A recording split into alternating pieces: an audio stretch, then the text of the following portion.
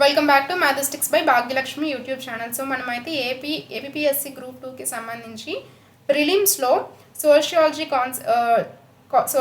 నుంచి మనమైతే important questions చూస్తున్నామండి. సో లాస్ట్ క్లాస్లో అయితే ఫ్యామిలీ గురించి డిస్కస్ చేస్తాం, ఫ్యామిలీ టాపిక్ మీద.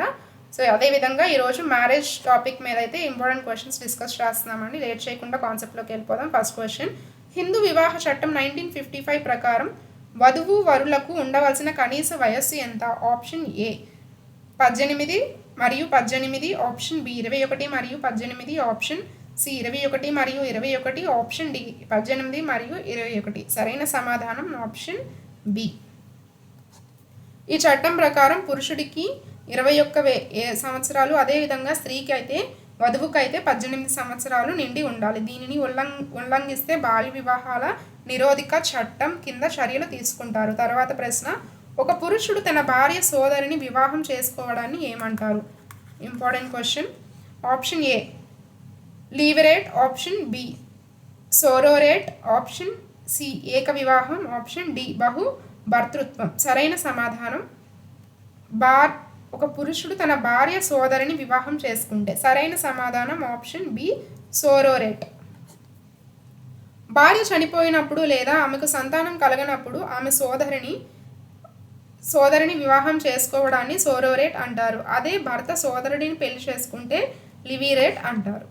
తర్వాత ప్రశ్న, ముస్లిం వివాహ ఒప్పందంలో మెహర్ యొక్క ప్రధాన ఉద్దేశం ఏంటి? ఆప్షన్ ఏ పెళ్లి విందు ఖర్చుల కోసం, ఆప్షన్ బి వధువు తండ్రికి ఇచ్చే బహుమతి, ఆప్షన్ సి స్త్రీకి ఆర్థిక భద్రత కల్పించడం, ఆప్షన్ డి మతపరమైన రుసుము. సరైన సమాధానం ఆప్షన్ సి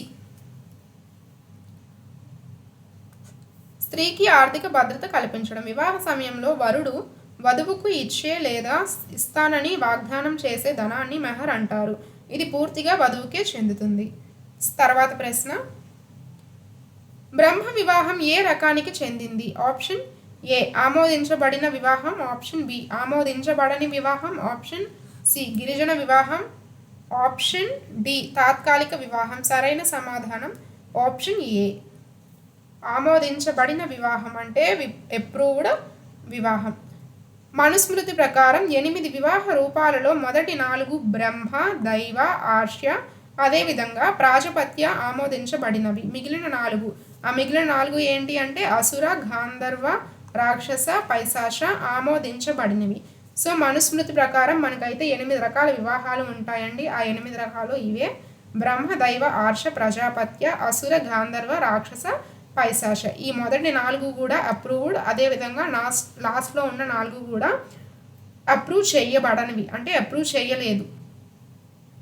తర్వాత ప్రశ్న చూసుకున్నట్లయితే, ఒక ఉన్నత వర్ణానికి చెందిన స్త్రీ నిమ్న వర్ణానికి చెందిన పురుషుడిని వివాహం చేసుకోవడాన్ని ఏమంటారు? ఆప్షన్ ఏ అనులోమ, ఆప్షన్ బి ప్రతిలోమ, ఆప్షన్ సి సపిండ, ఆప్షన్ డి బహిర్వివాహం. సరైన సమాధానం ఆప్షన్ బి ప్రతిలోమ. స్త్రీ హోదా పురుషుడి కంటే ఎక్కువగా ఉంటే దానిని ప్రతిలోమ అంటారు. పురుషుడి హోదా ఎక్కువగా ఉంటే దాన్ని అనులోమ అంటారు. ఒకవేళ స్త్రీ హోదా కనుక ఎక్కువగా ఉంటే దాన్ని ప్రతిలోమ అంటారు. అలా కాకుండా ఒకవేళ పురుషుడి హోదా కనుక ఎక్కువగా ఉన్నట్లయితే దాన్ని అనులోమ అంటారు. తర్వాత ప్రశ్న, మితక్షర చట్టం ప్రకారం ఆస్తి హక్కు ఎప్పుడు లభిస్తుంది? ఆప్షన్ ఏ తండ్రి మరణించిన తర్వాత, ఆప్షన్ బి పుట్టుకతోనే, ఆప్షన్ సి వివాహం తర్వాత, ఆప్షన్ డి 21 సంవత్సరాలు నిండిన తర్వాత. సరైన సమాధానం పుట్టుకతోనే. విజ్ఞానేశ్వరుడు ప్రతిపాదించిన మితక్షర పద్ధతి ప్రకారం కుమారుడు పుట్టగానే పూర్వీకుల ఆస్తిలో సమాన వాటా పొందుతాడు. సరైన సమాధానం ఆప్షన్ బి. తర్వాత ప్రశ్న, ఏ తెగ బహుభర్తృత్వం పాలియాండ్రీ ఎక్కువగా కనిపిస్తుంది? Important question. Option A Chenchu, option B Toda, option C Gond, option D Koya. ఏ తెగలో బహుభర్తృత్వం పాలియాండ్రీ కనిపిస్తుంది అంటే సరైన సమాధానం ఆప్షన్ బి నీలగిరి కొండలు. నీలగిరి కొండల్లో నివసించే తోడ తెగ, అదేవిధంగా హిమాలయాల్లోని కసా తెగల్లో ఒక స్త్రీకి ఒకరి కంటే ఎక్కువ మంది భర్తలు ఉండే ఆచారం అయితే మనకి ఉంది. ఈ ఆచారం నీలగిరి కొండల్లో నివసించే తోడ తెగ, అదేవిధంగా హిమాలయాల్లోని నివసించే కస తెగ. శారదా చట్టం అంటే చైల్డ్ మ్యారేజ్ రెస్ట్రైంట్ యాక్ట్ ఏ సంవత్సరంలో అమల్లోకి వచ్చింది? శారదా చట్టం ఏ ఇయర్లోకి వచ్చింది అంటే option A 1955, option B 1929, option C 1961, option D 1976. సరైన సమాధానం ఆప్షన్ బి 1929. బాల్య వివాహాలను అడ్డుకోవడానికి హరివిలాస్ శారద కృషితో ఈ చట్టం వచ్చింది. అప్పట్లో అమ్మాయిల వయస్సు 14, అబ్బాయిల వయస్సు 18గా నిర్ణయించారు. తర్వాత ప్రశ్న, ముస్లిం చట్టం ప్రకారం ఖులా అంటే ఏమిటి? ఆప్షన్ ఏ భర్త ఇచ్చే విడాకులు, ఆప్షన్ బి భార్య కోరుకునే విడాకులు, ఆప్షన్ సి పరస్పర అంగీకార విడాకులు, ఆప్షన్ డి న్యాయస్థానం ఇచ్చే విడాకులు. సరైన సమాధానం ఆప్షన్ బి భార్య కోరుకునే విడాకులు. భార్య తనంతట తానుగా విడాకులు కోరుకుంటే దానిని ఖులా అంటారు. దీనికి ప్రతిగా ఆమె తన మెహర్ మొత్తాన్ని తిరిగి ఇచ్చేయాల్సి ఉంటుంది.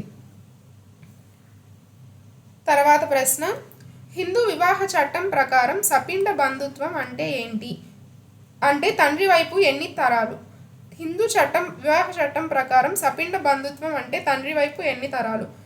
ఆప్షన్ ఏ 3 తరాలు, ఆప్షన్ బి 5 తరాలు, ఆప్షన్ సి 7, ఆప్షన్ డి 2 తరాలు. సరైన సమాధానం ఆప్షన్ బి. సో మనకైతే తండ్రి తరపున అయితే 5 తరాలు, అదేవిధంగా తల్లి వైపు నుండి అయితే 3 తరాలు. తండ్రి వైపు 5 తరాలు, తల్లి వైపు 3 తరాల లోపు ఉన్న రక్త సంబంధీకుల మధ్య వివాహం నిషిద్ధం. తర్వాత ప్రశ్న, వివాహ చట్టం స్పెషల్ మ్యారేజ్ యాక్ట్ ప్రత్యేక వివాహ చట్టం ఏ సంవత్సరంలో చేయబడింది? Option A 1954, option B 1955, option C 1961, option D 1986. సరైన సమాధానం ఆప్షన్ ఏ 1954. మతాంతర లేదా కులాంతర వివాహం చేసుకునేవారు తమ సొంత మత నిబంధనలతో సంబంధం లేకుండా రిజిస్టర్ ఆఫీస్లో పెళ్లి చేసుకోవడాన్ని ఇది వీలు కల్పిస్తుంది. తర్వాత ప్రశ్న, అసుర వివాహంలో ప్రధాన లక్షణం ఏది?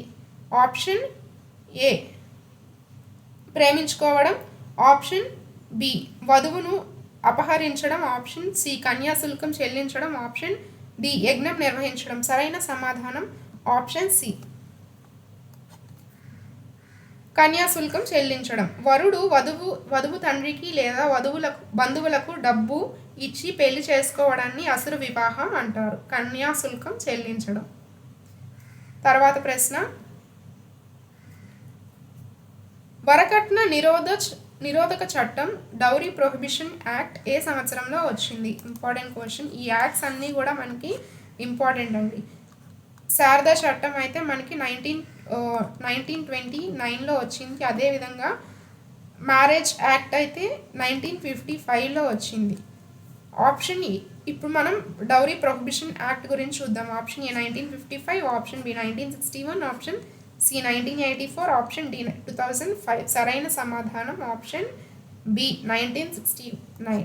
సో 1969లో మనకి డౌరీ ప్రొహిబిషన్ యాక్ట్ వచ్చింది. ఫస్ట్ మ్యారేజ్ వచ్చింది, దాని తర్వాత డౌరీ గురించి వచ్చింది. వరకట్నం తీసుకోవడం లేదా ఇవ్వడం నేరమని ఈ చట్టం పేర్కొంటుంది. 1984 మరియు 1986లో దీనికి కఠినమైన సవరణలు చేశారు. తర్వాత ప్రశ్న, ఏ రకమైన వివాహంలో వరుడు వధువు ఇంటి వద్ద ఉండి సేవ చేయాల్సి ఉంటుంది? ఆప్షన్ ఏ పరీక్షా వివాహం, ఆప్షన్ బి సేవా వివాహం, ఆప్షన్ సి అపహరణ వివాహం, ఆప్షన్ డి ఒప్పంద వివాహం. సరైన సమాధానం ఆప్షన్ బి సేవా వివాహం. ఆప్షన్ బి మనకి కరెక్ట్ ఆన్సర్. కొన్ని గిరిజన తెగల్లో ఉదాహరణకి గోండులు కన్యాశుల్కం చెల్లించలేని వరుడు వధువు తండ్రి ఇంట్లో ఉండి పనులు చేసి ఆ అప్పు తీర్చుకోవాలి. దీనినే లామనై అని కూడా అంటారు. తర్వాత ప్రశ్న, వివాహం అనేది ఒక పవిత్ర సంస్కారం అని ఏ మతం నమ్ముతుంది? వివాహం అనేది ఒక పవిత్ర సంస్కారం అని ఏ మతం నమ్ముతుంది? Important question. ఆప్షన్ ఏ ఇస్లాం, ఆప్షన్ బి క్రైస్తవం, ఆప్షన్ సి హిందూ మతం, ఆప్షన్ డి సిక్కు మతం. సరైన సమాధానం ఆప్షన్ సి. హిందువులకు వివాహం అనేది విడదీయలేని బంధం మరియు పవిత్రమైన ధర్మం. ఇస్లాంలో ఇది ఒక ఒప్పందం. సో ఇస్లాంలో అయితే మ్యారేజ్ అనేది, వివాహం అనేది ఒక కాంట్రాక్ట్, ఒప్పందం.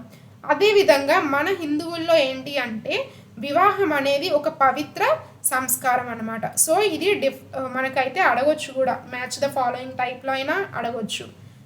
ఇటువైపు హిందూ మతం, ఇస్లాం ఇచ్చి, ఇంకొక సైడ్ అయితే పవిత్ర సంస్కారం, అదేవిధంగా ఒప్పందం, కాంట్రాక్ట్ అని ఇచ్చి మనని మ్యాచ్ ద ఫాలోయింగ్ అయినా చేయమనొచ్చు.